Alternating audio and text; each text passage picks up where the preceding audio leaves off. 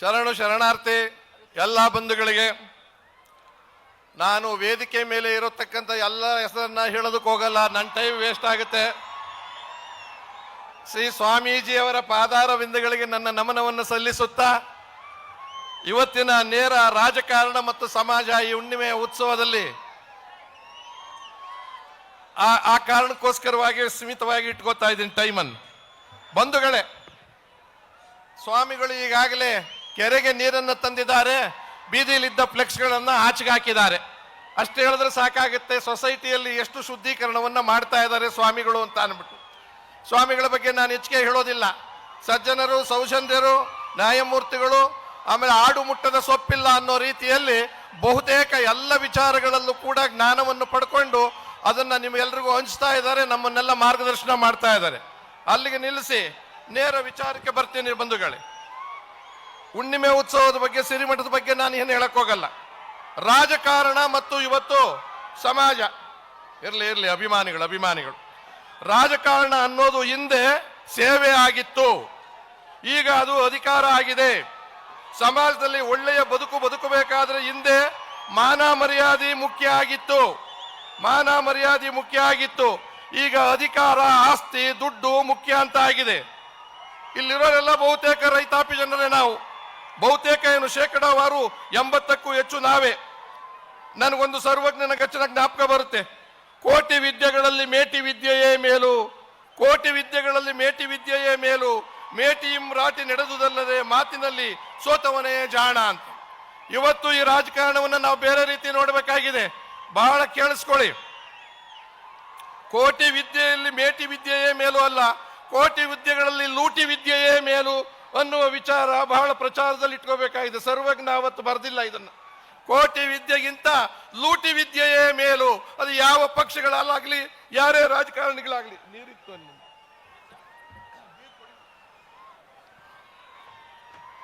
ಈಗ ರಾಜಕೀಯ ಏನಾಗಿದೆ? ಒಂದು ಪಕ್ಷ ಹಿಂದುತ್ವವನ್ನ ಅಟ್ಟಿಸ್ಕೊಂಡು ಹೋಗ್ತಾ ಇದೆ, ಉಳಿಸಿ ಅಂತ. ಒಂದು ಪಕ್ಷ ಹಿಂದುತ್ವ ಉಳಿಸಿ ಅಂತ ಹೋಗ್ತಾ ಇದೆ, ಇನ್ನೊಂದು ಪಕ್ಷ ಸಂವಿಧಾನ ಉಳಿಸಿ ಅಂತ ಇದ್ದಾರೆ, ಇನ್ನೊಂದು ಪಕ್ಷ ನಮ್ಮ ಪಕ್ಷ ಉಳಿಸಿ ಅಂತಿದ್ದಾರೆ. ಇವತ್ತು ನಮ್ಮ ಕಣ್ಣೆದುರಿಗಿರ್ತಕ್ಕಂಥದ್ದು ರಾಜಕಾರಣವನ್ನು ಯಾತಕ್ಕೆ ತೀಕ್ಷ್ಣವಾಗಿ ಹೇಳ್ತಾ ಇದ್ದೀನಿ ಅಂದ್ರೆ, ಸ್ವಾತಂತ್ರ್ಯದ ಪೂರ್ವದ ರಾಜಕಾರಣ ಬೇರೆ, ಸ್ವಾತಂತ್ರ್ಯದ ನಂತರ ಗಾಂಧೀಜಿಯವರ ಸ್ವಾತಂತ್ರ್ಯ ತಂದುಕೊಟ್ಟ ಮೇಲೆ ಅಂಬೇಡ್ಕರ್ ಸಂವಿಧಾನದಲ್ಲಿ ಅಡಿಯಲು ಬಂದಂತ 75ನೇ ವರ್ಷದಲ್ಲಿ ಯಾವ ಸ್ಥಿತಿಯಲ್ಲಿ ಇದ್ದೀವಿ ಅಂದ್ರೆ, ಒಂದು ಸಂವಿಧಾನವನ್ನ ಓದದೇ ಇದ್ರು ಉಳಿಸ್ಬೇಕು ಅಂತಾರೆ, ಇನ್ನೊಬ್ರು ಹಿಂದುತ್ವವನ್ನ ಸರಿಯಾದ ರೀತಿಯಲ್ಲಿ ಅರ್ಥನೆ ಮಾಡ್ಕೊಳ್ಳದೆ ಅದನ್ನ ಅಟ್ಟಿಸ್ಕೊಂಡು ಹೋಗ್ತಾರೆ, ಇನ್ನೊಂದು ಪಕ್ಷ ನಮ್ಮ ಕುಟುಂಬ, ನಮ್ಮ ಪಕ್ಷ ಉಳಿಲಿ. ಇದು ರಾಜಕೀಯ ಪಕ್ಷದ ಪರಿಸ್ಥಿತಿ ಅಂತ ನಾನು ಹೇಳ್ತಾ ಇದ್ದೀನಿ. ಬಂಧುಗಳೇ, ಇದಕ್ಕೆ ಸುಳ್ಳು ಬೊಗಳೆ ಅಂತ ಹೇಳ್ತೀನಿ. ಇದನ್ನು ನಾವು ಕೇಳಬೇಕಾಗಿದೆ ಇವತ್ತು. ಪ್ರತಿನಿಧಿಗಳೇ, ಮೊದಲು ದೇಶ ಉಳಿಸಿ, ಈ ಸಮಾಜದಲ್ಲಿ ಸಾಮರಸ್ಯ ಉಳಿಸಿ, ಬಡಬಗ್ಗರ ಪ್ರಾಣ ಉಳಿಸಿ ಅಂತ ನಾವು ಕೇಳ್ಕೋಬೇಕಾಗಿದೆ. ಇವತ್ತಿನ ದಿವಸ ಉಳಿಸಬೇಕಾಗಿರೋ ಸಂವಿಧಾನ ಅದಿದೆ, ಪಕ್ಷವೂ ಇರ್ತದೆ. ಬಡಬಗ್ಗರ ನೀತಿಯನ್ನ, ಬಡಬಗ್ಗರ ಬದುಕನ್ನ ಉಳಿಸಬೇಕಾಗಿದೆ. ರಾಜಕಾರಣಿಗಳು, ಮತದಾರರು ಹಣ ಕೇಳ್ತಾರೆ ಅಂತ ಬಡ್ಕೋತಾ ಇದ್ದಾರೆ, ಅದಕ್ಕೋಸ್ಕರ ನಾವು ಕೊಡ್ತಿದ್ದೀವಿ. ರಾಜಕಾರಣಿಗಳು ಏನ್ ಹೇಳ್ತಾರೆ? ಹಣ ಕೊಡ್ತಾರೆ, ಹಣ ಕೇಳ್ತಾರೆ, ಅದು ಕೊಡ್ತಿದ್ದೀವಿ ಜನ ಅಂತಾರೆ. ಜನ ಹೇಳ್ತಾರೆ ಅವರು ಬಡ್ಡಿ ಮಕ್ಕಳು ಬಂಡಿಗಟ್ಲೆ ದುಡ್ದಿದ್ದಾರೆ, ಅದನ್ನು ಕಿತ್ಕೊಳ್ಳೋದಕ್ಕೋಸ್ಕರ ನಾವು ಓಟ್ ಹಾಕಕ್ ಬರ್ತಾ ಇದ್ದೀವಿ. ಅವರು ಕೊಡ್ತಾರೆ, ಇವರು ಭ್ರಷ್ಟಾಚಾರಿಗಳು. ನೀವು ಹೇಳ್ತಾ ಇದ್ದೀರಾ ಅವ್ರು ಕೊಡ್ತಾರೆ, ನಾವ್ ಯಾಕೆ ಬಿಡಬೇಕು ಅನ್ನೋ ತರದಲ್ಲಿ. ಅದು ಸತ್ಯನೇ ಒಂದು ರೀತಿಯಲ್ಲಿ. ಆದ್ರೆ ಪ್ರಜಾಪ್ರಭುತ್ವದ ವ್ಯವಸ್ಥೆಯಲ್ಲಿ ಸರಿನಾ? ಭ್ರಷ್ಟಾಚಾರಿಗಳಿಂದ ಮಾಡಿದವ್ರು ಯಾರು? ನಿಜ ಹೇಳ್ಬೇಕು ಅಂದ್ರೆ ನಮ್ಮ ಜನರಿಗೆ ಹಣ ತೋರಿಸಿ ಭ್ರಷ್ಟಾಗೊಳಿಸಿದವರು ನಾವೇ, ರಾಜಕಾರಣಿಗಳು. ಹಿಂದೆ ನಮ್ಮ ಜನ, ನಾನು ಹಿಂದೆ ಚುನಾವಣೆಯಲ್ಲಿ ನಿಂತಿದ್ದೆ, ಹಣ ಕೊಟ್ಟು ನಮ್ಮನ್ನು ಗೆಲ್ಲಿಸ್ತಾ ಇದ್ರು, ಊಟ ಹಾಕಿ ನಮ್ಮನ್ನು ಗೆಲ್ಲಿಸ್ತಾ ಇದ್ರು, ದಾಸೋಹ ಮಾಡಿ ನಮ್ಮನ್ನು ಗೆಲ್ಲಿಸ್ತಾ ಇದ್ರು ಚುನಾವಣೆಯಲ್ಲಿ. ಇವತ್ತೇನಾಗಿದೆ? ಹಂಡೆಯಲ್ಲಿ ಇವತ್ತು ನಾವು ಅಧಿಕಾರಕ್ಕೆ ಬಂದ ಮೇಲೆ ಹಂಡೆಯಲ್ಲಿ ಹಣ ಮಾಡ್ತೀವಿ, ಕಿಂಡಿಯಲ್ಲಿ ದುಡ್ಡು ಕೊಡ್ತಾ ಇದ್ದಾರೆ ನಿಮಗೆ. ಇದಕ್ಕೆ ರಾಜಕೀಯನ ನಾವು ಒಪ್ಕೋಬೇಕಾದ ಪರಿಸ್ಥಿತಿ ಇದೆ. ಬಹುತೇಕ ನಿಮಗೆ ಬಹಳ ಅರ್ಥ ಆಗುತ್ತೆ ಈ ವಿಚಾರಗಳು. ಯಾರನ್ನು ಉದ್ದೇಶಿ ನಾನು ಮಾತಾಡ್ತಾ ಇಲ್ಲ. ಸಾರ್ವಜನಿಕ ಜೀವನದಲ್ಲಿ ಈಗ ಅಬ್ಬರ ಅಟ್ಟಹಾಸ ಜಾಸ್ತಿ ಆಗಿದೆ. ಹಿಂದೆ ನಮ್ಮ ನಾಟಕಗಳಲ್ಲಿ ಒಂದಿತ್ತು ಸ್ವಾಮಿಗಳೇ, ಅಬ್ಬರ ಅನ್ನೋದು ನಾನು ಯಾಕೆ ಹೇಳ್ತಿದ್ದೀನಿ ಇದ್ರೆ, ಬಲರೇ ಎನ್ನಯ್ಯ ಸಮಾನರಾರು ದರೆಯೊಳಗಾರಿ ಹರೈ, ಬಲರೇ ಎನ್ನಯ್ಯ ಸಮಾನರಾರು ದರೆಯೊಳಗಾರಿ ಹೈ, ಅಂತ ಆಡ್ತಾ ಇದ್ರಲ್ಲ, ಅದನ್ನ ನಮ್ಮ ರಾಜಕಾರಣಿಗಳು ಆಡ್ತಾ ಇದ್ದಾರೆ ಇವಾಗ. ದರೆಯೊಳಗೆ ಯಾರಿದ್ದಾರೆ, ನಮ್ಮ ಅಟ್ಟಾಸಕ್ಕೆ ಯಾವುದಕ್ಕೂ ಅಡ್ಡಿ ಇಲ್ಲ ಅಂತ. ಆ ಅಬ್ಬರಕ್ಕೆ ಕಾರಣ ಇಲ್ಲಿರುವ ಬಂಡಿ ಹಣ. ಹಿಂದೆ ಬಕಾಸುರನಿಗೆ 12 ಬಂಡಿ ಅನ್ನ ಕೊಡಬೇಕು ಅಂತ ಒಂದು ಒಪ್ಪಂದ ಆಗಿತ್ತಂತೆ, ನಮ್ಮ ಇದರಲ್ಲಿ ಕಳಿಸ್ಬೇಕು ಅಂತ ಆಯ್ತು. ಈಗ ಇವರಿಗೆ ಬಂಡಿಗಟ್ಟಲೆ ಹಣ ಕಳಿಸ್ಬೇಕು. ಹಣ ಇಲ್ಲದೆ ಏನೂ ಮಾಡಕ್ ಸಾಧ್ಯ ಇಲ್ಲ. ಇವತ್ತಿನ ಪರಿಸ್ಥಿತಿ ಎನ್ನುವ ಪರಿಸ್ಥಿತಿಗೆ ನಾವು ನಿರ್ಮಾಣ ಆಗಿದ್ದೇವೆ. ಇವರ ಅಬ್ಬರ ಅಟ್ಟಹಾಸಕ್ಕೆ ಪಾಪ ಜನರು ಎದುರು ಬಿಡ್ತಾರೆ. ಅಬ್ಬರಿಸಿ ಬೊಬ್ಬಿರಿಸೋದಿಲ್ಲರಿಗೂ ಭಯವಿಲ್ಲ, ಇದು ಹೇಳಬೇಕಾಗಿದೆ ನಾವು. ಆದ್ರೆ ಈ ಬಬುರ್ವಾನ ಹೇಳ್ದಂಗೆ ತೊಡೆ ತಟ್ಟು ನಿಲ್ಲಕ್ ಸಾಧ್ಯನಾ ನಮ್ಮ ಜನದ ಕೈಲಿ? ಅಬ್ಬರಿಸಿ ಬೊಬ್ಬಿರಿಸಲಿಲ್ಲ ಯಾರಿಗೂ ಸ್ಥಿತಿಯಲ್ಲಿ ನಾವಿದ್ದೀವ ಇವತ್ತು. ಈ ಕಲಿಯುಗದ ಕಂಸ ದುರ್ಯೋಧನರು, ನನ್ನನ್ನು ಸೇರಿಸಿ ಈ ಕಲಿಯುಗದ ಕಂಸ ದುರ್ಯೋಧನರು ಮುಚ್ಚು ಬಾ, ನಿನ್ನ ರುಂಡ ಮುಂಡಗಳನ್ನು ಚಂಜಾಡಿ ಬಿಡಿವೆ ಅನ್ನುವ ಸ್ಥಿತಿಯಲ್ಲಿ ನಾವಿದ್ದೀವಿ. ಮಾತುಕತೆ ಯಾವ ಲೆವೆಟ್ಗೆ ಹೋಗಿದೆ ಅನ್ನೋದು ಯೋಚನೆ ಮಾಡಿ. ನೀವು ಇತ್ತೀಚೆಗೆ ಗಮನಿಸಿರಬಹುದು, ಗಮನಿಸ್ತಿದ್ರೆ ಬಹಳ ಮಾಡಿರ್ತೀರಿ. ದೊಡ್ಡ ದೊಡ್ಡ ನಾಯಕರುಗಳ ಹುಟ್ಟಿದ ಹಬ್ಬ ಆಚರಿಸ್ತಾರೆ. ನಾವೆಲ್ಲರೂ ನಾಚಿಕೆ ಪಡ್ಬೇಕು. ಇವತ್ತಿನ ದಿವಸ ಹುಟ್ಟಿದ ಹಬ್ಬ ಆಚರಿಸ್ತೀವಿ.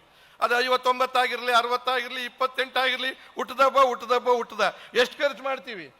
10, 15, 1000, 100 ಅಲ್ಲ, ಕೋಟಿಗಟ್ಟಲೆ ದುಡ್ಡನ್ನು ಖರ್ಚು ಮಾಡ್ತಾ ಇದ್ದೀವಿ ಬಂಧುಗಳೇ ಹುಟ್ಟಿದ ಹಬ್ಬಕ್ಕೆ. ಆ ಖರ್ಚು ಮಾಡೋ ಹಣದಲ್ಲಿ 106 ಶಾಲೆಗಳನ್ನು ತೆರೀಬಹುದು, ದುರಸ್ತಿ ಮಾಡಿಸಬಹುದು, ಸೌಲಭ್ಯ ಕೊಡಬಹುದು, 16 ಹಳ್ಳಿಗಳು ಅನುಕೂಲ ಮಾಡಿಕೊಡ್ಬಹುದು. ಆದ್ರೆ ಅಲ್ಲಿ ನಡೆಯೋದೇನು? ಮೆರವಣಿಗೆ, ಪರಾಕ್, ರಾಜಾದಿರಾಜ ಮಾರ್ತಾಂಡ ತೇಜ ಕೊತ್ತಂಬರಿ ಬೀಜ, ಬಹುಪರಾಕ್ 106 ಕೋಟಿ ಖರ್ಚು ಮಾಡಿ ಈಗ ಹಿಂದೆಲ್ಲ ಮಂತ್ರಿಗಳಿಗೆ, ಶಾಸಕರಿಗೆ, ಸ್ವಾಮಿಗಳಿಗೆ, ಹೆಡ್ ಮಾಸ್ಟರ್ಗಳಿಗೆ ಆರಾತುರಾಯಿ ಆಗ್ತಿದ್ರು. ಆರಾತುರಾಯಿ ಗೌರವ ಸುಕ್ಕೋಸ್ಕರ. ಇದೊಂದು ಒಳ್ಳೆ ಪದ್ಧತಿ, ಒಳ್ಳೆ ಅಭಿರುಚಿ. ಅಂದ್ರೆ ಸುಗಂಧ, ಹೂವು ಅಂದ್ರೆ ಸುಗಂಧ, ಸುಂದರ, ಚೆಲುವು, ಪವಿತ್ರ, ಒಪ್ಕೊಳ್ಳೋಣ. ಆದ್ರೆ ಈಗೇನಾಗಿದೆ, ಕುತ್ತಿಗೆಗೆ ಹಾರ ಹಾಕ್ತಾ ಇಲ್ಲ. ನಾವೀಗ ಹಾರ ಹಾಕಕ್ಕೆ ಏನ್ ತರ್ತಾ ಇದ್ದೀವಿ? JCB ತರ್ತಾ ಇದ್ದೀವಿ. ನೋಡಿದ್ದೀರಾ ನೀವತ್ತು? ಬುಲ್ಡೋಜರ್. ಅದು ಬುಲ್ಡೋಜರ್ ಇರೋದು ಏನಕ್ಕೆ? ಗುಂಡಿ ಕೂತ್ರ ಮುಚ್ಚಕ್ಕೆ, ಎತ್ತಾಕಕ್ಕೆ, ಕೆರೆಗಳು ಉಳೆತ್ತಾಕಕ್ಕೆ. ನಾವಿಲ್ಲಿ ತರ್ತಿರೋದೇನಕ್ಕೆ? ಈ ರಾಜಕಾರಣ, ದುಡ್ಡು ಹೊಡೆದಿರೋ ರಾಜಕಾರಣಿಗಳ ಹಾರ ಹಾಕಕ್ಕೆ JCB ಇಂದ ತರ್ತಾ ಇದ್ದೀವಿ. ಅಯ್ಯೋ ರಾಮ, ಹಾರ ಕೂಡ ಹೂವಿಂದಲ್ಲ, ಜ್ಞಾಪಕ ಇರಲಿ. ಚಕ್ಲಿ, ಕೋಡ್ಬಳೆ, ನಿಪ್ಪಟ್ಟು, ಅನಾನಸ್ಸು, ಬನಾನಸ್ಸು, ಬಾಳೆಹಣ್ಣು, ಕುಂಬಳಕಾಯಿ, ಸೋರೆಕಾಯಿ. ಆ ಹಾರ ದೊಡ್ಡದಾಗಿರುತ್ತೆ. ಅದಕ್ಕೆ ತಲೆ ಕೊಡ್ಬೇಕು ಅಂತ ನಾವು ಇಲ್ಲಿ ಕೂತಿರೋ ರಾಜಕಾರಣಿಗೆಲ್ಲ ಟ್ರೈ ಮಾಡ್ತಿರ್ತೀವಿ. ಬಡ್ಡಿ ಮಗುಂದ ಏನಾದ್ರೂ ಹಾರ ಹಾಕಿದ್ರೆ ಆ ನಾಯಕನ ಆದಿಯಾಗಿ ಎಲ್ಲ ಪಚ್ಚಕ್, ತಿಂಡಿನೂ ತಿನ್ನಂಗಿಲ್ಲ, ನಾವು ಬದುಕಂಗಿಲ್ಲ. ಬೇಕೇನ್ರಿ ಇದು? ಇದನ್ನ ನಾವು ಯಾಕೆ ಸ್ವಾಗತಿಸ್ತಾ ಇದ್ದೀವಿ? ನೀವು ಯಾಕೆ ಅದನ್ನು ಮಾಡ್ತಾ ಇದ್ದೀರಾ? ಯಾಕೆ ಮಾಡಿಸ್ಕೋತಾ ಇದ್ದಾರೆ? ಇಲ್ಲಿ ಒಂದು ಕಾರಣ ಇದೆ. ಹೂವಿನ ಹಾರ ಹಾಕದವನಿಗೆ ನಾನು ಎಷ್ಟು ದೊಡ್ಡ ಮನುಷ್ಯ ಅನ್ನೋ ಅಹಂಕಾರ ತೋರ್ಸೋದಕ್ಕೆ, ಹಾಕಿಸ್ಕೊಳ್ಳೋನು ದುರಹಂಕಾರ ತೋರ್ಸಕ್ಕೆ. ಇದನ್ನ ಮಾಡಿರಂಗಿದ್ರೆ ಮಾಡ್ರಪ್ಪ. ಹಾಕೋನು ಅಹಂಕಾರಿ, ಹಾಕಿಸ್ಕೊಳ್ಳೋನು ದುರಹಂಕಾರಿ. ರಾಜ್ಯಕ್ಕೆ ಯಾವುದೇ ರೀತಿಯ ಅನುಕೂಲ ಇಲ್ಲ ಅನ್ನೋದನ್ನ ನಾನು ನಿಮ್ಗೆ ಈ ಮಾತಿನಲ್ಲಿ ಹೇಳ್ತಾ ಇದ್ದೀನಿ. ಇದರ ಲೀಡಿಗೆ ದುರಹಂಕಾರ ಆಗುತ್ತೆ. ಇದಾದ ಮೇಲೆ ಜೀವನದ ಸಾಮಾಜಿಕ ಮೌಲ್ಯಗಳು ಪ್ರಾಕೃತಿಕ ನೆಲೆಯಲ್ಲಿ ಆವಿಷ್ಕಾರಗೊಳ್ಳದೆ ಏರುಪೇರಾದರೆ ಬದುಕು ಹೇಗೆ ದುಸ್ತರವಾಗಬಹುದು? ಪ್ರತಿಯೊಬ್ಬರೂ ಜೀವನದ ತಮ್ಮ ತಮ್ಮ ಪಾತ್ರಗಳನ್ನು ಸಮರ್ಪಕವಾಗಿ ನಿರ್ವಹಿಸಿದರೆ ಹೋದಲ್ಲಿ ಇಡೀ ವ್ಯವಸ್ಥೆ ಹೇಗೆ ದುರಂತಕ್ಕೆ ಒಳಗಾಗಬಹುದು ಎಂಬುದಕ್ಕೆ ಇದೆಲ್ಲ ಸಾಕ್ಷಿ. ಬಸವಣ್ಣನ ಆಗಲೇ ಒಂದು ಮಾತು ಹೇಳಿದ್ರು, ಅಂತ ಪರಿಸ್ಥಿತಿ ಬಿಡಿಸಿ ಹೇಳಬೇಕಾಯ್ತೆ. ಒಲೆ ಹತ್ತಿ ಊರಿದೊಡೆ ನಿಲ್ಲಲು ಬಹುದಲ್ಲದೆ ದರೆ ಹತ್ತಿ ಊರಿದೊಡೆ ನಿಲ್ಲಲು ಬಾರದು. ಏರಿ ನೂರಿಂಬಡೆ ಬೇಲಿ ಬೇಳೆ ಮೇಯುವಡೆ, ನಾರಿ ತನ್ನ ಮನೆಯಲ್ಲಿ ಕಳುವಡೆ, ತಾಯಿ ಮಲಹಾಲ ನಂಜಾಗಿ ಕೋಲುವಡೆ, ಇನ್ನಾರಿಗೆ ದೂರೋದು. ತಾಯಿ ಹಾಲು ವಿಷ. ಏನ್ ಹೇಳ್ತೀರಾ? ನಾರಿ ಮನೆಯಲ್ಲಿ ಕಳ್ತಾನ, ಬೇಲಿನೇ ಎದ್ದು ನೀರು ಕುಡಿಯಕ್ಕೆ ಶುರು ಮಾಡಿದೆ. ಯಾರಿಗೆ ಹೇಳ್ತಾ ಇದ್ದೀರಾ? ಇವತ್ತು ಈ ಪಕ್ಷ ಆ ಪಕ್ಷದಲ್ಲಿ ಇಡೀ ದೇಶದಲ್ಲಿ ರಾಜಕಾರಣ ಮತ್ತು ಸಮಾಜ. ಹಿಂದೆ ಸಮಾಜ ರಾಜಕಾರಣ ಒಟ್ಟಿಗೆ ಹೋಗ್ತಿತ್ತು, ಈಗ ವಿರುದ್ಧ ನಕ್ಕಲಿದ್ದಾವೆ. ಅದರ ಕೆಲಸನೇ ಬೇರೆ. 5 ವರ್ಷದ ತನಕ ರಾಜಕಾರಣಿಗಳಿಗೂ ಸಮಾಜಕ್ಕೂ ಸಂಬಂಧ ಇಲ್ಲ. 5 ವರ್ಷದ 1 ತಿಂಗಳಲ್ಲಿ ರಾಜಕಾರಣಿಗಳಿಗೂ ಇವ್ರಿಗೂ ಬಹಳ ನಿಕಟ ಸಂಬಂಧ. ಇವರು ಅವತ್ತೊಂದು ದಿವಸಕ್ಕೋಸ್ಕರ ನಾವು ಸಮಾಜದಲ್ಲಿ ಇದ್ದೀವಿ ಅಂತ ತೋರಿಸ್ಕೊಳ್ಳೋದು. ಇದು ಇವತ್ತಿನ ಪರಿಸ್ಥಿತಿಯಲ್ಲಿ ಆಗಿರ್ತಕ್ಕಂಥದ್ದು. ಏನ್ ಮಾಡ್ಬೇಕು? ಇದಕ್ಕೆ ಏನ್ ಮಾಡ್ಬೇಕು? ದಂಗೆ ಹೇಳಬೇಕು, ಕೂಗಾಕಬೇಕು, ದಂಡಿಸ್ಬೇಕು, ಸಿಕ್ಕಲ್ಲಿ ಚೀಮಾರಿ ಹಾಕ್ಬೇಕು. ಯಾವುದರಿಂದ ನಾನು ಹೇಳೋದಿಲ್ಲ, ಯಾಕಂದ್ರೆ ಎಲ್ಲ ನಮ್ಮವರೇ ಕೂತಿದ್ದಾರೆ ಇಲ್ಲ ಇಲ್ಲಿ. ಚೀಮಾರಿ ಅಂತೂ ಹಾಕ್ಬೇಕಾಗಿದೆ ಅಲ್ವಾ? ಮಖಕ್ಕೆ ಮಂಗಳಾರತಿ ಹತ್ತಬೇಕು ನಮ್ಮವ್ರಿಗೆ. ಯಾಕೆ? ನಮ್ಮವ್ರಿಗೆ ಬುದ್ಧಿ ಇಲ್ವಾ? ನಮ್ಮವ್ನು ಚುನಾವಣೆಯಿಂದ MLA ಆಗ್ಬೇಡ್ವಾ? ನಮ್ಮವ್ರು ಏನು ಆಗೋಕ್ ಸಾಧ್ಯನೇ ಇಲ್ವಾ?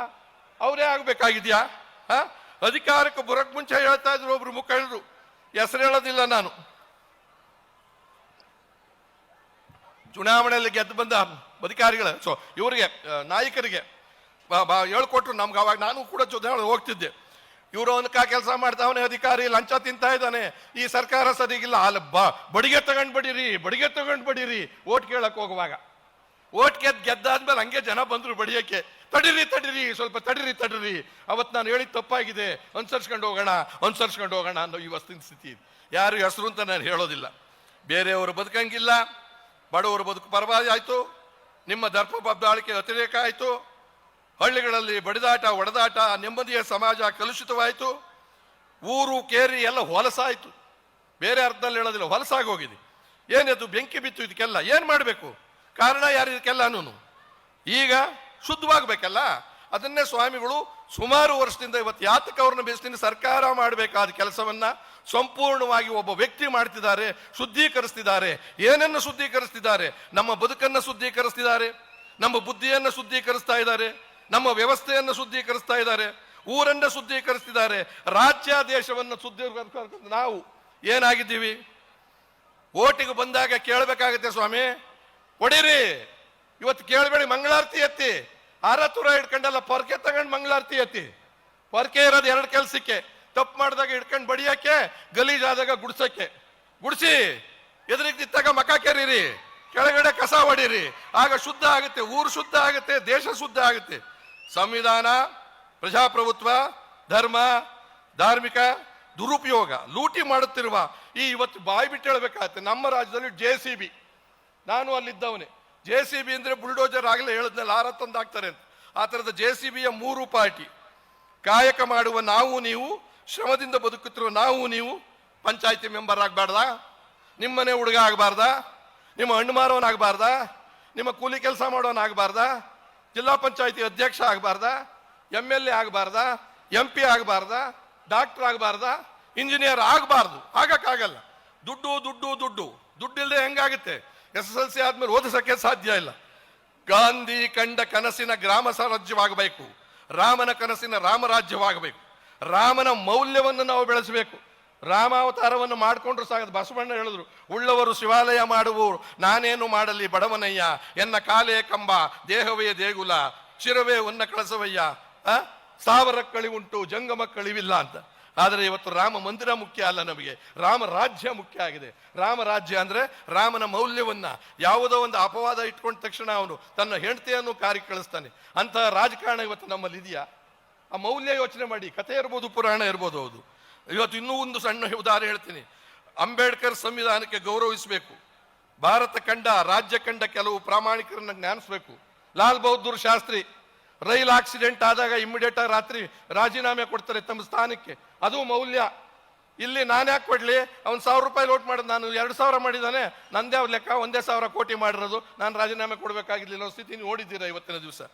ಅಂದ್ರೆ ವಲ್ಲಭಾಯ್ ಪಟೇಲ್, ಜಯಪ್ರಕಾಶ್ ನಾರಾಯಣ್, ಅಣ್ಣಾ ಹಜಾರೆ, ಅದೆಲ್ಲಕ್ಕಿಂತ 12ನೇ ಶತಮಾನದ, ಈಗ ಹೇಳ್ತೀನಿ, ಬಸವಣ್ಣನವರ ಸಾಮಾಜಿಕ ಕ್ರಾಂತಿಯಾಗಬೇಕು. ಅವತ್ತೇ ಹೇಳಿದ್ದಾರೆ ಸಾಮಾಜಿಕ ಕ್ರಾಂತಿ ಅಂದ್ರೆ ಜಾತಿ ಬೇಡ, ಮೌಢ್ಯ ಬೇಡ, ಯಾವುದೂ ಬೇಡ, ಅನುಭವ ಮಂಟಪವನ್ನು ಇವತ್ತು ನಾವು ಸಾಕಬೇಕಾಗಿದೆ. ಬಸವಣ್ಣನರ ಜೀವನ ಸಂವಿಧಾನ ಜಗತ್ತಿಗೆ ಮಲುಕಕ್ಕೆ ಕೊಟ್ಟವರು. ನಮ್ಮ ಸಂವಿಧಾನ ಅಂಬೇಡ್ಕರ್ ಕೊಟ್ರೆ, ಬಸವಣ್ಣ ನಮ್ಮ ಜೀವನಕ್ಕೆ ಒಂದು ಸಂವಿಧಾನ ಕೊಟ್ಟರು. 7 ಸುತ್ತದ. ಆಗಲೇ ಯಾರು ಹೇಳೋದು? ಕಳಬೇಡ, ಕೊಲಬೇಡ, ಉಸಿಯ ನುಡಿಯಲು ಬೇಡ, ಮುನಿಯ ಬೇಡ, ಅನ್ಯರಿಗೆ ಅಸಹ್ಯ ಪಡಬೇಡ, ತನ್ನ ಬಣ್ಣಿಸಬೇಡ, ಇದಿರ ಎಳೆಯಲು ಬೇಡ, ಇದೇ ಅಂತರಂಗ. ಈಗ ನಾವು ಅದನ್ನ ಏನ್ ಹೇಳ್ಬೇಕಾಗಿದೆ? ಬಸವಣ್ಣವರಿಗೆ ಕ್ಷಮೆ ಕೇಳ್ಕೊಂಡು ಬದಲಾಯಿಸ್ಕೋಬೇಕಾಗಿದೆ ಬುದ್ಧಿ. ನಾವು ಏನಂದ್ರೆ, ಕಳ್ಳರು ಬೇಡ, ಮತ ಕೊಳ್ಳುವವರು ಬೇಡ, ಸುಳ್ಳು ಬಡ್ಡಿ ಮಕ್ಕಳು ಬೇಡ, ಮುನ್ಸ್ಕೊಳ್ಳೋರು ಬೇಡ, ಹಂಗ್ಸೋರು ಬೇಡ, ಆಮೇಲೆ ಹೊಗಳಿಕೆ ಮಾಡ್ಕೊಳ್ಳೋರು ಬೇಡ, ಕೀಳಾಗಿ ನೋಡೋರು ಬೇಡ. ಇದೇ ರಾಜ್ಯ ಶುದ್ಧಿ, ಇದೇ ರಾಷ್ಟ್ರ ಶುದ್ಧಿ, ಇದೇ ನಮ್ಮ ಸಂವಿಧಾನವನ್ನು ಉಳಿಸುವ ಪರಿ ಅಂತ ಬಸವಣ್ಣನವರ ಸಪ್ತ ಸೂತ್ರಗಳನ್ನು ಇವತ್ತು ಈ ಸ್ಥಿತಿಯಲ್ಲಿ ಹೇಳ್ಬೇಕಾಗಿ. ಕಳಬೇಡ, ಕೊಲಬೇಡ ಅಲ್ಲ, ಕಳ್ಳರೇ ಬೇಡ ಅಂತ ಹೇಳ್ಬೇಕೀಗ. ಸುಳ್ಳ್ರೇ ಬೇಡ, ಅಯೋಗ್ಯರೇ ಬೇಡ, ದರೋಡೆಕ್ಕೆ ಹೊಡ್ರ. ಇದು ರಾಜ್ಯ ಶುದ್ಧಿಯೂ ಆಗುತ್ತೆ, ರಾಷ್ಟ್ರ ಶುದ್ಧಿಯೂ ಆಗುತ್ತೆ. ಆಮೇಲೆ ಇದರ ಪರಿಸ್ಥಿತಿ, ಸಂವಿಧಾನವನ್ನು ಉಳಿಸ್ತಕ್ಕಂಥ ಪರಿಸ್ಥಿತಿ ಬರುತ್ತೆ ಅಂತ ನಿಮ್ಗೆ ಹೇಳಿರೋ ಟೈಮ್ನಲ್ಲೇ ಮುಗಿಸ್ಬಿಡ್ತೀನಿ. ಸ್ವಲ್ಪ ಹೇಳಿದ್ದೆ ಅದಕ್ಕೋಸ್ಕರ. ಹಿಂದೆ ನೈತಿಕತೆ ಅನ್ನೋದು ಸಾರ್ವಜನಿಕ ಜೀವನದಲ್ಲಿ ಮಹತ್ವವಾಗಿತ್ತು. ಆಳುವವರು ಲೋಕದ ಅಪವಾದಕ್ಕೆ ಅಂಜಿ ಅಧಿಕಾರ ಬಿಡ್ತಾ ಇದ್ರು. ಜನರ ಸೇವೆಯೇ ಜನಾರ್ದನ ಸೇವೆ. ವಿಧಾನಸೌಧದ ಕಟ್ಟಡದ ಮೇಲಿದೆ ಸರ್ಕಾರದ ಕೆಲಸ, ದೇವರ ಕೆಲಸ ಏನು.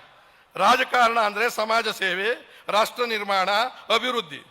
ಇಂದು ರಾಜಕಾರಣ ಎಷ್ಟು ವಲಸಾಗಿದೆ. ಅಪರಾಧ ಎಸಗಿದ ಜೈಲಿಗೆ ಹೋದ್ರಲ್ಲ, ತೀರ್ಮಾನ ಮಾಡಿ ಅವರು ಬಿಡುಗಡೆ ಆದಾಗ ಲಕ್ಷಾಂತರ ಜನ, ಸಾವಿರಾರು ಜನ ಆರಾತುರ ಆಯ್ತಾ ಜೈಲು ಮುಂದೆ ನಿಂತ್ಕೊಂತಿದ್ದೀವಿ. ಇದು ಇವತ್ತು ನಾವು ಮಾಡ್ತಿರೋದು. ಅವ್ರು ಹೋಗಿರೋದು ಏನಕ್ಕೆ? ಮಾನಭಂಗ ಮಾಡಿ ಜೈಲು, ಕೊಲೆ ಮಾಡಿ ಜೈಲು, ಖಜಾನೆ ಲೂಟಿ ಮಾಡಿ ಜೈಲು, ಭ್ರಷ್ಟಾಚಾರಗಳು, ದುಡ್ಡು ದುಡ್ಡು ದುಡ್ಡು. ನಾವು ಅವ್ರನ್ನ ದ್ಯೋಮಂತ ನಾಯಕ, ಸ್ವಾಗತ, ಬಹುಪರ ಕರ್ಕೊಂಬರ್ತೀವಿ. ಮತ್ತೆ ಚುನಾವಣೆ ಆಗಲೇ ಒಬ್ಬ ಗೆಳೆಯರು ಹೇಳಿದ್ರು, 190 ಜನ ಕ್ರಿಮಿನಲ್ಸ್ ನಮ್ಮಲ್ಲಿ ಸೆಲೆಕ್ಟ್ ಆಗಿದ್ದಾರೆ MLAಗಳು MP ಗಳು ಅಂದಾಗ ಇದಕ್ಕಿಂತ ದುರಂತ ಬೇಕೇನ್ರಿ? 75 ವರ್ಷ ಆಗಿ. ಅಂದ್ರೆ ಕ್ರಿಮಿನಲ್ಸ್ ಆರ್ ಎಲಿಜಿಬಲ್ ಫಾರ್ ಪ್ರತಿನಿಧಿ, ಪ್ರಾಮಾಣಿಕರಲ್ಲ, ನಿಷ್ಠಾವಂತರಲ್ಲ. ಇದಕ್ಕೆಲ್ಲ ಏನು? ದುಡ್ಡಿಲ್ಲದವರು, ಆಸ್ತಿ ಇಲ್ಲದವರು, ಸಜ್ಜನರು, ಪ್ರಾಮಾಣಿಕರು ರಾಜಕೀಯಕ್ಕೆ ಬರದ ಪರಿಸ್ಥಿತಿ. ಯಾರನ್ನು ದೂಷಿಸ್ಬೇಕೀಗ ನಾನು? ನಮ್ಮ ಕಥೆ ಎಲ್ಲ ಹೇಳಿದ್ದ ನಿಮ್ಮನ್ನಲ್ವಾ? ಮತದಾನದ ಮಹತ್ವವನ್ನು ನೀವು ಅರ್ಥಕೊಳ್ಳದೆ ಇರೋದ್ರಿಂದ ಇದೆಲ್ಲ ಆಗಿರೋದಲ್ವಾ? ಗೆದ್ದವನ ಸೋತವನ ಅವನ್ನೇ ಮತ, ಆ ಮನೆಯವ್ರನ್ನೇ ಮತ ಹಾಕಿ ಗೆಲ್ಸೋದು ಏನಕ್ಕೆ ಬೇಕಾಗಿದೆ? ನಿಮ್ ಬೀದಿಲ್ ಜನ ಇಲ್ವಾ?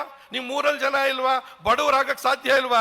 ನಿಯತ್ತಾಗಿದ್ರೆ ಸಾಧ್ಯ ಇಲ್ವಾ? ನಿಮ್ ಕೆಲಸ ಮಾಡಕ್ಕೆ ಸಜ್ಜನ ಆದ್ರೆ ಸಾಧ್ಯ ಇಲ್ವಾ? ಆತ್ಮಾವಲೋಕನ ಮಾಡ್ಕೋಬೇಕು ಬಂಧುಗಳೇ, ಕೈ ಮುಗಿದು ಕೇಳ್ಕೊತಾ ಇದ್ದೀನಿ. ಮತದಾನದ ಹಕ್ಕು ನಿಮ್ಮದು, ಆತ್ಮಾವಲೋಕನ ನಮ್ಮಲ್ಲೇ ಇದೆ. ಅದನ್ನು ಚಲಾಯಿಸಿ ಯೋಗ್ಯರನ್ನ ಆಯ್ಕೆ ಮಾಡಿ. ಚಂದ್ರನ ಆಯ್ಕೆ ಮಾಡಿ ಅಂತ ಕೇಳಕ್ ಬಂದಿಲ್ಲ ನಾನು. ಚಂದ್ರು ಯೋಗ್ಯನಾಗಿದ್ರೆ ಆಯ್ಕೆ ಮಾಡಿ. ಚಂದ್ರು ಇದ್ರಿಗೆ ಎಷ್ಟೇ ಲೂಟಿಕೋರ ಇದ್ರು, ನಿಮ್ಮದೇ ಜಾತಿ ನಮ್ಮದೇ ಜಾತಿ ಇದ್ರು ತಿರಸ್ಕಾರ ಮಾಡಿ. ನಿಮ್ಗೆ ಅವಕಾಶ ಇರೋದು ಅದೊಂದೇ ಸರಿ. ಮತದಾನದಲ್ಲಿ ತಾಲೂಕ್ ಪಂಚಾಯತಿ ಬರುತ್ತೆ, ಜಿಲ್ಲಾ ಪಂಚಾಯತಿ ಬರುತ್ತೆ, ನಗರ ಪಂಚಾಯತ್ ಬರ್ತದೆ. ಈ ಪಕ್ಷ ಆ ಪಕ್ಷ, ನಾನೊಂದು ಪಕ್ಷದ ಅಧ್ಯಕ್ಷನಾಗಿ ಕೇಳ್ತಾ ಇಲ್ಲ.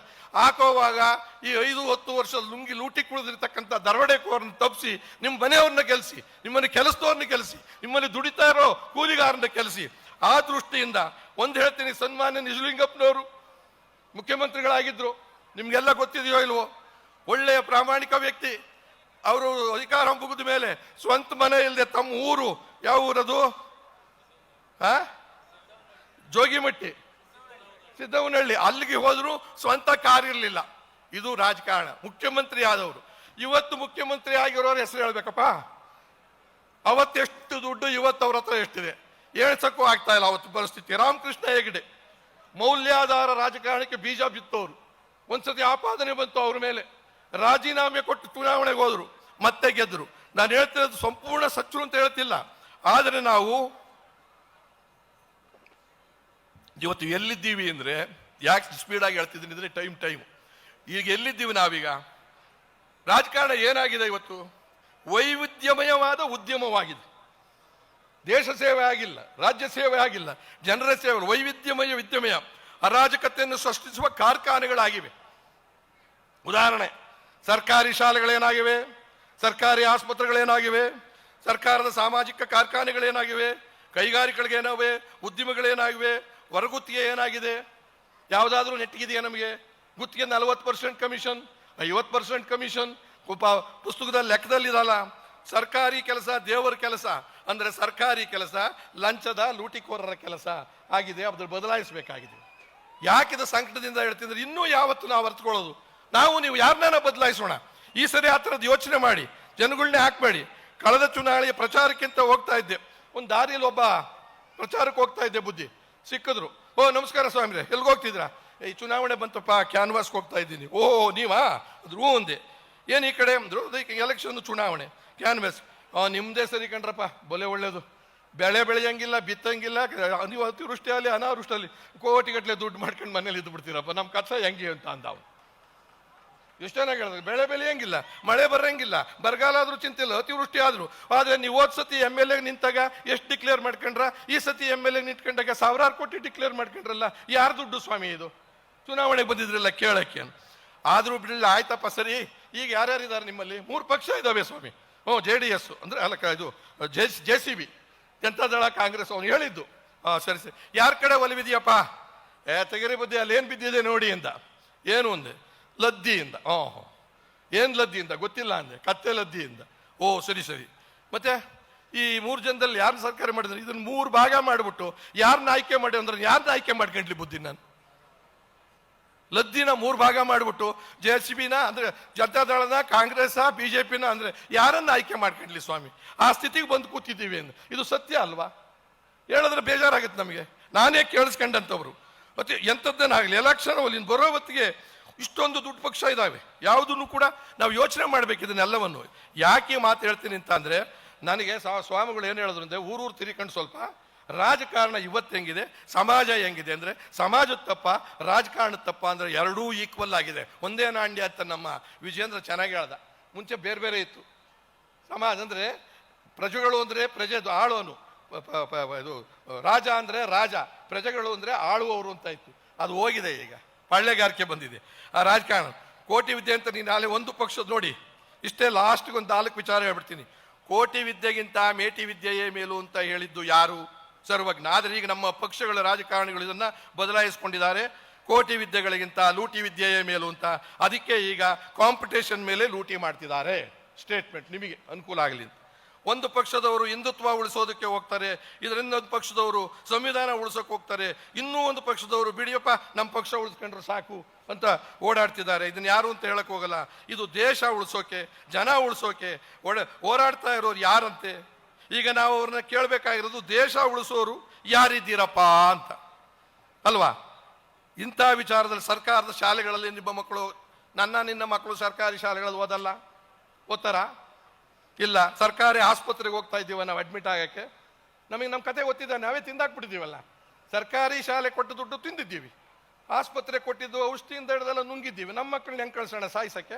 ಹೋಗಿ ನಿಮ್ಮ ಮನೆ ಬರ ನೀವು ಅನ್ನೋ ಥರದಲ್ಲಿ ನಾವಿದ್ದೀವಿ ಸರ್ಕಾರಿ. ಮತ್ತೆ ಸರ್ಕಾರ ಯಾಕೆ ನಡೆಸ್ತಾ ಇದ್ದೀರಾ ಅಂದರೆ, ಯಾಕೆ ಅಂದರೆ ನಮ್ಮ ಕಟ್ಔಟ್ ನಿಲ್ಲಿಸ್ಬೇಕಾಗಿದೆ ಸ್ವಾಮಿ, ನಮ್ಮ ಅಟ್ಟಾಸ ಅಹಂಕಾರ ಮೆರಿಬೇಕಾಗಿದೆ, ಕುಂಬಳಕಾಯಿ ಹಾರ ಹಾಕ್ಸ್ಕೋಬೇಕಾಗಿದೆ. ಇದು ಈ ಸ್ಥಿತಿ ಬಂದಿದೆ. ಇನ್ನು ಹೆಚ್ಚು ನಾನು ಹೇಳೋದ್ರಲ್ಲಿ ಅಗತ್ಯ ಇಲ್ಲ, ಭಾಳ ಉದ್ದನೆಯಾಗಿ ಮಾತನಾಡಿ ಇದನ್ನು ನೋವಿನಿಂದ ಹೇಳ್ತಾ ಇದ್ದೀನಿ. ಹಾಗಾಗಿ ಈ ಶುದ್ಧೀಕರಣವನ್ನು ಮಾಡಬೇಕು ಅಂತ ಅಂದರೆ, ತರಳಬಾಳುನಲ್ಲಿ ಹಾಕಿರ್ತಕ್ಕಂಥ ಯೋಜನೆಗಳಿದ್ದಾವೆ. ಕೆರೆಗೆ ಉರುಣಿಸೋ ಕೆಲಸ ಸರ್ಕಾರದ್ರಿ. ಸ್ವಾಮಿಗಳು ಹೋಗಿ ಬೇಡ್ಕೋಬೇಕಾಗಿತ್ತ? ಸ್ವಾಮಿಗಳು ಭಿಕ್ಷೆ ಬೇಡಿ ದಾಸೋಹ, ಕಾಯಕ ದಾಸೋಹ, ಜ್ಞಾನ ದಾಸೋಹ, ನಾನಾ ಥರದ್ದು ಮಾಡ್ತಾ ಇದ್ದಾಗ ಸರ್ಕಾರ ಏನಕ್ಕಿದೆ ನಿಮಗೆ? ನೀವ್ಯಾಕೆ ನಡೆಸ್ತಾ ಇದ್ದೀರಾ?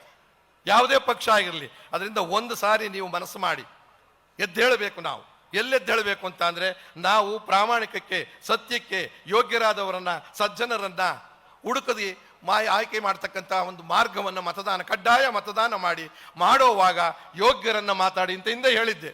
ಎಂಥವ್ರನ್ನ ಮಾಡಬೇಕು, ಮತದಾನವನ್ನು ಮಾಡಬೇಕು ಅನ್ನೋ ಕಥೆನೂ ನಾನು ಹೇಳಿದ್ದೆ. ಆ ದೃಷ್ಟಿಯಿಂದ ನನಗಿದು ಯಾವುದೂ ಏನೂ ಆಗಬೇಕಾಗಿಲ್ಲ. ನಾನು ಇವತ್ತು ಹೇಳ್ತೀನಿ, ನಾನು ಮುಖ್ಯಮಂತ್ರಿ 1980ರಿಂದ 45 ವರ್ಷದಿಂದ ನಾನು ಮುಖ್ಯಮಂತ್ರಿ. ಯಾರೂ ನನ್ನನ್ನು ಬದಲಾಯಿಸೋಕ್ಕಾಗಿಲ್ಲ ಇದುವರೆಗೂ ಕೂಡ. ಆದರೆ ಈಗಿರೋ ಮುಖ್ಯಮಂತ್ರಿಗಳಿಗೆ ಯಾವಾಗ ಜಾಗ ಖಾಲಿ ಆಗಬೇಕೋ ಗೊತ್ತಿಲ್ಲ, ಇನ್ನೊಬ್ಬರು ಯಾವಾಗ ಬಂದು ಖಾಲಿ ಕೂತ್ಕೋಬೇಕೋ ಗೊತ್ತಿಲ್ಲ. ಈಗ ಕಬಡ್ಡಿ ಆಟ ಆಗಿದೆ, ಕಬಡ್ಡಿಲಿ ಪ್ರವೀಣ್ರಲ್ವ ನಾವು? ಕಾಲು ಎಳೆಯೋದು ಕಾಲು ಕೊಡೋದು, ಕಾಲು ಎಳೆಯೋದು ಕಾಲು ಕೊಡೋದು, ತೊಡ್ರಗಾಲು ಬಿದ್ದವನು ಮುಂದಕ್ಕೆ ಹೋಗ್ತಾನೆ, ಹಿಂದಕ್ಕೆ ಹೋಗ್ತಾನೆ. ನಾವು ಅದನ್ನು ಯಾವುದೂ ಮಾಡೋದು ಬೇಕಾಗಿಲ್ಲ. ನಾವು ಜುಟ್ಟಿಡ್ದು ಎಳೆಯೋಕ್ಕೆ ಪ್ರಯತ್ನ ಮಾಡಿ, ಬಾಪ ಹಿಂದಕ್ಕೆ ಸಾಕು, ತಿಂದಿದ್ದು ಸಾಕು, ತೇಗಿದ್ದು ಸಾಕು, ಲದ್ದಿ ಸಾಕು, ಬಾಪ ಅಂತ ಹೇಳಬೇಕಾಗಿದೆ. ಆ ದೃಷ್ಟಿಯಿಂದ ಹುಣ್ಣಿಮೆ ಆ ಥರದ ಕ್ಷಮೆಯನ್ನು ಕೇಳಿ ಅವರು ರಾಜಕಾರಣ ಮತ್ತು ಸಮಾಜ ಅಂದಾಗ, ಸಮಾಜ ಮತ್ತು ರಾಜಕಾರಣ ಕನ್ನಡಿಯಂತೆ ಒಂದಾಗಬೇಕಾಗಿರೋದ್ರಿಂದ ನೀವು ಎಚ್ಚೆತ್ಕೊಳ್ಳದೆ ಹೋದರೆ, ನಾವು ಎಚ್ಚೆತ್ಕೊಳ್ಳದೆ ಹೋದರೆ ಇದು ತಿದ್ದಕ್ಕೆ ಸಾಧ್ಯ ಇಲ್ಲ. ಇವತ್ತು ನೋಡ್ತಾ ಇದ್ದೀರಲ್ಲ ಏನು ನಡೀತಾ ಇದೆ ಸರ್ಕಾರದಲ್ಲಿ. ಆ ಸರ್ಕಾರದಲ್ಲಿ ಮುಖ್ಯಮಂತ್ರಿ ಯಾರಾಗಬೇಕು, ಕಿತ್ತಾಕೋದು ಯಾರು? ಇವರು ಪಾರ್ಟಿ ಅಧ್ಯಕ್ಷ ಯಾರಾಗಬೇಕು, ಆಗದೆ ಇರೋದು ಯಾರಾಗಬೇಕು? ಇನ್ನೊಬ್ರು ಹೇಳ್ತಾರೆ, ಯಾರು ಹೆಂಗಾನ ಹಾಳಾಗೋಲಿ, ನಾನು ನನ್ನ ಮಗ ನನ್ನ ಮೊಮ್ಮಗ ಏನು ಬೇಕಾದ್ರೂ ಆಗೋದಕ್ಕೆ ಅನುಕೂಲ ಮಾಡಿಕೊಡಿ. ಇದಕ್ಕೆ ನೀವು ಸಾಯ್ಬೇಕನ್ರಿ? ನಮ್ಮ ಮಗನ್ನೇ ಮಾಡೋಣ, ನನ್ನ ತಮ್ಮನ್ನೇ ಮಾಡೋಣ, ನನ್ನ ಅಕ್ಕನ್ನೇ ಮಾಡೋಣ, ನಮ್ಮ ಅಮ್ಮನ್ನೇ ಮಾಡೋಣ. ಸ್ವಾಮಿಗಳ ಆಶೀರ್ವಾದ ಇದ್ರೆ ಅವ್ರು ಬಂದು ಹೇಳಿದ್ರೆ ಇವನು ಯೋಗ್ಯ ಅಂತ ಹೇಳಿದ್ರೆ ಓಟ್ ಗ್ಯಾರಂಟಿ ಆಗ್ತಿರಲ್ವಾ? ಆ ಥರ ಮಾಡಿ ಸ್ವಾಮಿ ನೀವು ಕೂಡ. ಅವ್ರು ಅಯೋಗ್ಯರಿಗೆಲ್ಲ ಯಾಕೆ ಹೇಳ್ತೀರಾ ನೀವು? ಹೇಳ್ಬೇಡಿ ಸ್ವಾಮಿ, ಕೇಳ್ಕೊತಾ ಇದ್ದೀನಿ. ಮನಸ್ಸು ಪ್ರಾಮಾಣಿಕ, ಯಾಕಂದ್ರೆ ಯಾರೂ ಇಲ್ಲ ನಮ್ಮನ್ನು ಕೈ ಹಿಡೋದು. ಇವತ್ತು ಮಠಾಧಿಪತಿಗಳೇನಾದರೂ ಸ್ವಲ್ಪ ಮನಸ್ಸು ಮಾಡಿದ್ರೆ ನಾವು ಚಿಗುರಕ್ಕೆ ಸಾಧ್ಯ ಇದೆ, ಎದ್ದೇಳಕ್ಕೆ ಸಾಧ್ಯ ಇದೆ. ನಾವು ಕತ್ತಿ ಗುರಾಣಿ ಹಿಡಿಯೋದಿಲ್ಲ, ನಿಯತ್ತನ್ನು ಹಿಡಿತೀವಿ, ಸಂವಿಧಾನ ಹಿಡಿತೀವಿ, ಪ್ರಜಾಪ್ರಭುತ್ವ ಹಿಡಿತೀವಿ, ಎಲ್ಲರಿಗೂ ಅನುಕೂಲವನ್ನು ಮಾಡಿಕೊಡ್ತೀವಿ. ಸ್ವಾಮಿಗಳು ಅಂಥ ಕೆಲಸವನ್ನು ಇನ್ನು ಮೇಲೆ ಮಾಡಿಕೊಟ್ರೆ ಎಲ್ಲಿ ಗುಟ್ಟಾಗಾದರೂ ಹೇಳಿ, ಬಹಿರಂಗವಾಗಲ್ದೇ ಇದ್ರು ಕೂಡ ಗುಟ್ಟಾಗಿ ಯೋಗ್ಯರಲ್ಲ ಈಗಿರೋ ಪಾರ್ಟಿಗಳು ಬೇರೆಯವ್ರನ್ನ ಗೆಲ್ಲಿಸಿ ಅಂತ ಹೇಳಿ ಅನ್ನೋ ಮಾತನ್ನು ಹೇಳಿ, ನನ್ನ ಮಾತು ಏನಾದರೂ ತಪ್ಪಿದ್ರೆ ಅವರು ಇವರು ಹೇಳ್ಕೊಟ್ಟಿದ್ದು ನಂದೇ ಆದರೆ ಮಿಕ್ಕಿದೆಲ್ಲ ಒಳ್ಳೇದು ಅಂತ ಹೇಳಿ ನಿಮ್ಮೆಲ್ಲರಿಗೂ ಶಿರಸಾಷ್ಟಾಂಗ ನಮಸ್ಕಾರಗಳನ್ನು ಸಲ್ಲಿಸಿ ನನ್ನ ಮಾತು ಮುಕ್ತಾಯ ಮಾಡ್ತಾ ಇದ್ದೀನಿ. ಧನ್ಯವಾದ. ಇಂದಿನ ಸಭೆಯ ವಿಚಾರವನ್ನ ವಿವರವಾಗಿ ವಿಶ್ಲೇಷಣೆ ಮಾಡುವ ಮೂಲಕ ಮುಖ್ಯ ಅತಿಥಿಗಳ ನುಡಿಯನ್ನಾಡಿರುವ ಶರಣ ಮುಖ್ಯಮಂತ್ರಿ ಚಂದ್ರು ಇವರಿಗೆ ಧನ್ಯವಾದಗಳು. ಇದೀಗ ಶರಣ ವೀರೇಂದ್ರ ಪಪ್ಪಿಯವರು ಭಾರತೀಯ ರಾಷ್ಟ್ರೀಯ ಕಾಂಗ್ರೆಸ್ ಮುಖಂಡರಾದಂತಹ ಇವರು ಚಿತ್ರದುರ್ಗ ವಿಧಾನಸಭಾ ಕ್ಷೇತ್ರವನ್ನ ಪ್ರತಿನಿಧಿಸಿ ಯುವ ಶಾಸಕರಾಗಿ ಹೊರಹೊಮ್ಮಿ ತಮ್ಮ ಸೇವೆಯನ್ನ ಸಲ್ಲಿಸುತ್ತಿದ್ದಾರೆ. ಇವರು ಸಭೆಯನ್ನುದ್ದೇಶಿಸಿ ತಮ್ಮ ವಿಚಾರವನ್ನ ಹಂಚಿಕೊಳ್ಳಬೇಕಾಗಿ ವಿನಂತಿ. SS ಟಿವಿ ಸಿನಿಮಾ ಜಗತ್ತಿನ ಕ್ಷಣ ಕ್ಷಣದ ಸುದ್ದಿಯೊಂದಿಗೆ.